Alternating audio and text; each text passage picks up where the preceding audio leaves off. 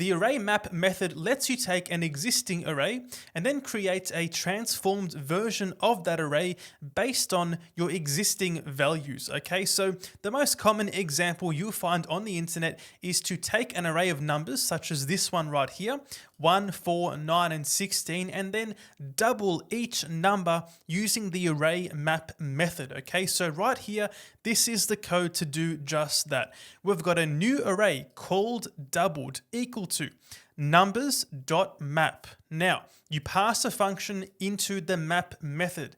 This function is going to run for every single item on your existing array. Whatever the result is of this function, that is going to be the new value for that item in your new array. Okay, so right here, if I was to run this code, we can see we get 2, 8, 18, and 32, which of course is the doubled version for 1, 4, 9, and 16. So to recap here, this function firstly runs for the number 1. 1 times 2 is 2, so we get 2 for that first position in the new array. Then it runs for number 4. 4 times 2 is 8, therefore we get 8 in the second position, correlating with the 4 up here in the new array.